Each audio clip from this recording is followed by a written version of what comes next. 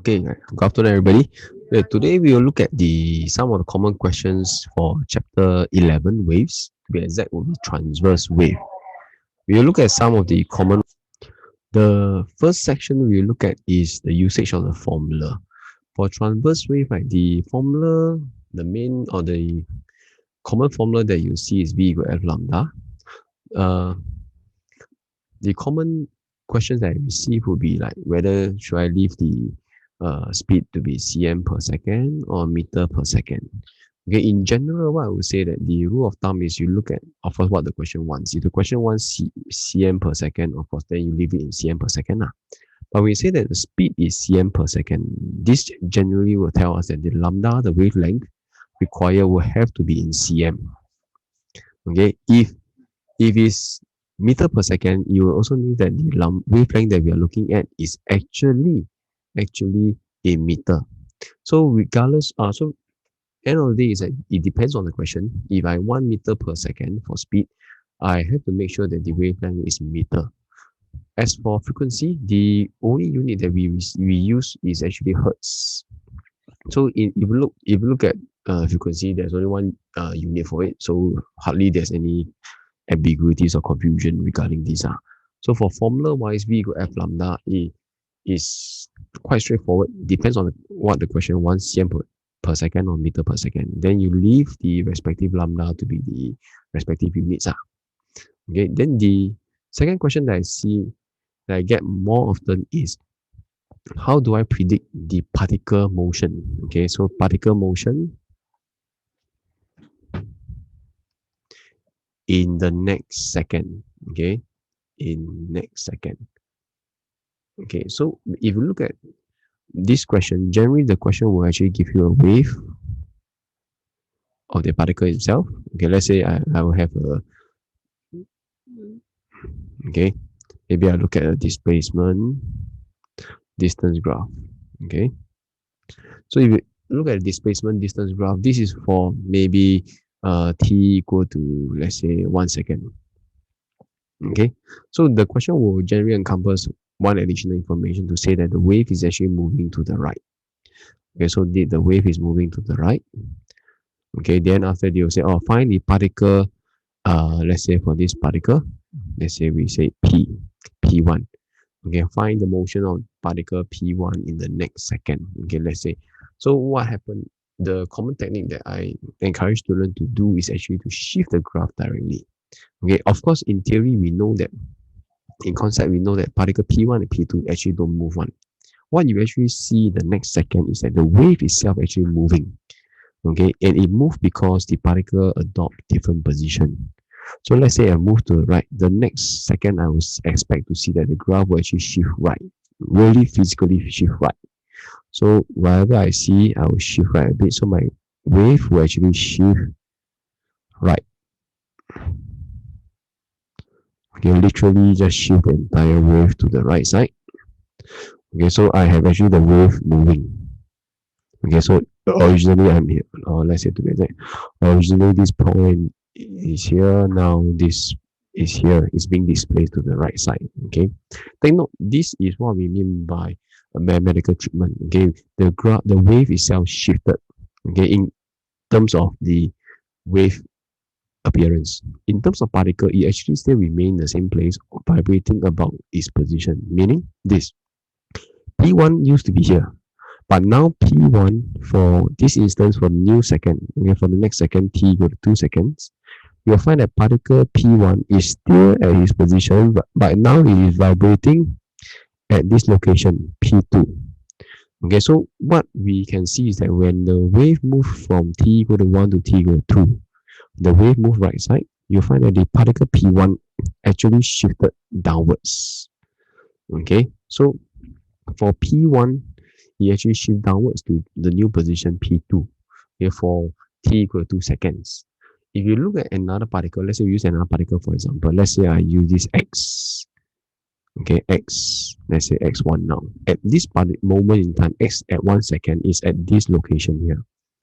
1 second later, the whole graph will shift and will be the red color graph, okay, at t equal to 2 seconds. At the same location, you will find that now X is actually at this position now, what I label it as x2. So within the 1 second, x1 actually moved from top and it moved all the way to the bottom. Okay, so I can clearly say that, or I can clearly say that for particle P, in 1 second, he has actually moved downwards. Okay, and same thing for particle X.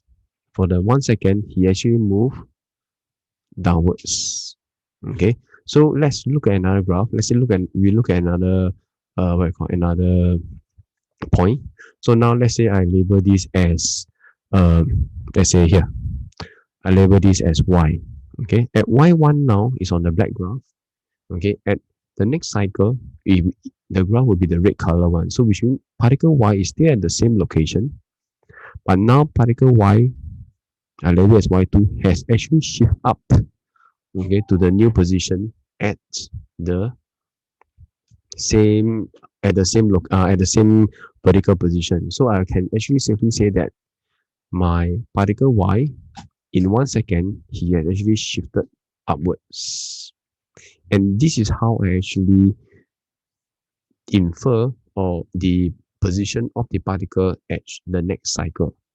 Okay, the technique here we're looking at is we have to be very sure where the particle is moving. Okay, so if you know that the particle is moving to the right, the next thing you do is you actually shift the wave physically to the right itself, okay, to get the new wave. So once you have the new wave, you could compare with the old waves. And from there, you'll be able to infer the location or the motion of the particles that the question wants. Okay, the technique is the same. Okay, just now I shift right. So now what happened is when I shift left, okay, so what happened? Let's say I have a black one again.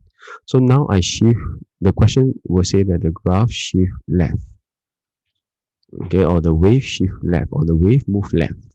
So now what happened is I physically move the graph to the left. Okay, let's say by a certain, okay, so the red one is the t equal to 2 seconds now. The black one is t equal to 1 second. Okay, so same thing is, let's say if I want to investigate the particle, let's say for this A, particle A. So at this instant, at t equal to 1, I'll look at the black graph, which is where A is now. So at the next second, t equal to 2, where do I find A? A, remember, for transverse wave, the particle is always at the same position. All it does is it is only vibrating up and down. So at t equal to 2, you'll find that A is actually occupying a new position, which is downwards, A2. Okay, so I can actually simply say that from A to A1, particle A has moved from A1 to A2, which is what I call A has moved downwards. Okay, so for the question of how do I predict the particle motion, it's more of a technique questions whereby you know how to actually look at the graph, how do I shift the graph, and from there, how do I infer the location of the particles. Okay, so students, if you chance upon this question, the common approach that I actually use is what I call the shifting of graphs. So you have to be very, very sure where the wave is moving, whether it's to the left or to the right. Then you shift the wave to their respective locations. Okay, so these are the few questions that I usually encounter. Okay, these are I would say the top 2 most common one. If there's a top 3, the third question that I'm looking at here, the third question I'm looking at here for wave particle is there's a common misunderstanding between sound versus transverse wave. Okay, in the O-level syllabus, is the easiest to so-called to separate these two is actually to be very, very precise to say that sound is the only longitudinal wave that is in the syllabus. Okay, so as for transverse wave, is actually any wave other than sound. So if it can be transverse wave encompass like water wave, ripple waves, even your EM wave, light waves, radio wave, gamma rays, all the waves except sound. Anything that has sound as the name, it will be confirmed longitudinal. For example, ultrasound. Okay, ultrasound, infrasound. Okay, even like sonic waves. Sonic wave are all related to sound. And so these waves are generally what we call your longitudinal waves. So if you look at MCQs or even like structured questions, the question will generally ask you to quote an example for a transverse wave, or maybe identify which wave is transverse or which wave is longitudinal.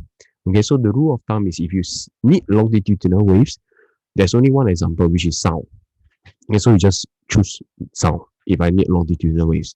If I need transverse wave, of course, you can give me any of the transverse wave that's in the syllabus, like green light, blue light, gamma ray, X-ray, radio wave, etc., etc., etc. So don't confuse yourself to say, how many longitudinal waves am I looking at, or what are the waves that I'm looking at longitudinal, what are the waves that are transverse wave. Okay, so to keep it straight, longitudinal is only at sound. Transverse is anything except sound. Okay, I do hope these three questions like will actually clear up any doubts that you have. Okay, but if in case that I miss out any questions, or in case you have any questions, okay, just type your comments.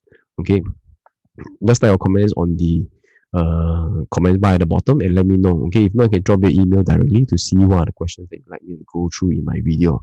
Okay, if not, okay, the next FAQ I'm preparing for will be on sound, on the longitudinal sound, especially the drawing of pressure time graph for sound. Okay, so stay tuned. Bye bye.